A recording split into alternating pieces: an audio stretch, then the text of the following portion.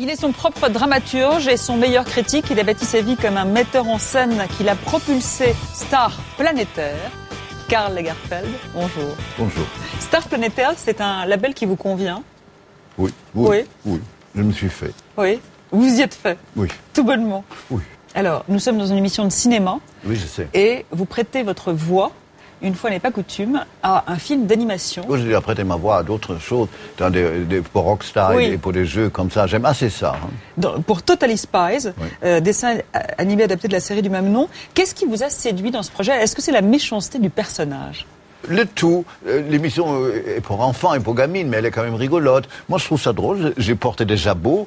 Non, c'est une horreur et c'est ça qui m'amuse. Oui. J'ai pas du tout envie de jouer un gentil, c'est pas drôle ça. Vous doublez donc Fabu, ancien mannequin déchu qui s'est donné pour mission de relooker le monde. On en voit un extrait, on en parle juste après. Extrait.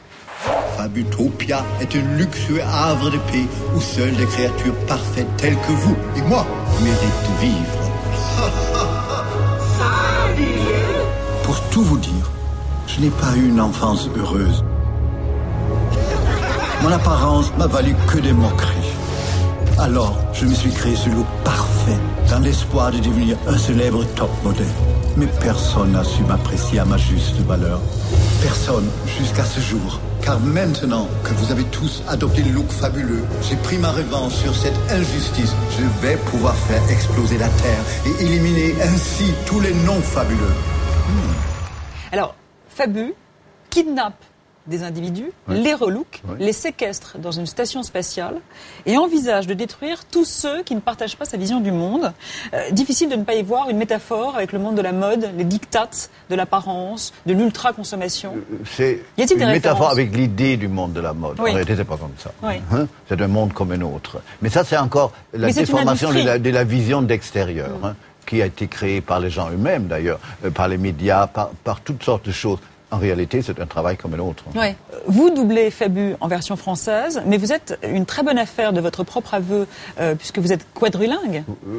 Trilingue. Trilingue. Oui. Est-ce que vous avez déjà signé pour la version anglaise et allemande? On me l'a proposé, mais je vais le faire. Et vous allez le faire? Ah oui. Vous auriez pu être un acteur sans frontières, ce qui est le Graal, le rêve de beaucoup d'acteurs. Pourquoi avoir finalement si peu exercé? Parce que je pense que c'était mon travail, c'était pas moi, c'était fait pour moi. Je n'aime pas du tout jouer quelque chose qui ne me correspond pas. Je ne suis pas acteur.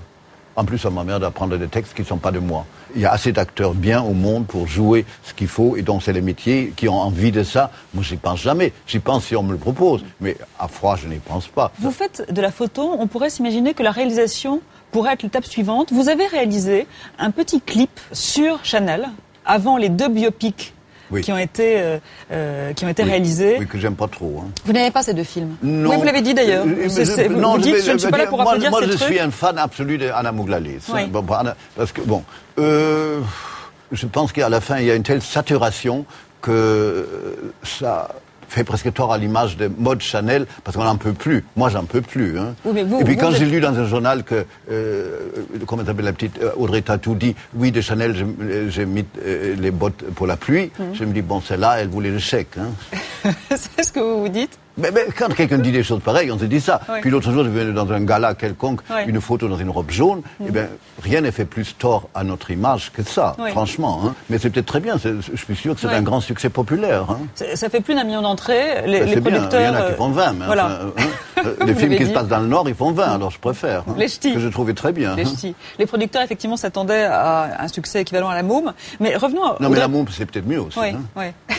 Elle est peut-être meilleure actrice aussi. Je n'en sais rien. C'est pas que tu sois mauvaise actrice. Elle était très bien dans ce qu'elle a fait, mais en Chanel, il lui manquait une futilité mondaine, une légèreté, une côté aventurière. Est-ce que c'est vous qui l'avez choisi pour le spot de pub Chanel numéro 5 pour non, l'égérie? Je m'occupe. Vous voyez, le mur de Berlin, c'est du tulle à côté Chanel Mode et Chanel Parfum. Donc, ça, c'est rien. J'ai rien à voir là-dedans. Non, ça n'aurait pas été mon choix. Quel aurait été votre choix? Pénélope Cruz. Parce que Pénélope Cruz, c'est la bubineuse parfaite. Elle peut charmer un mur.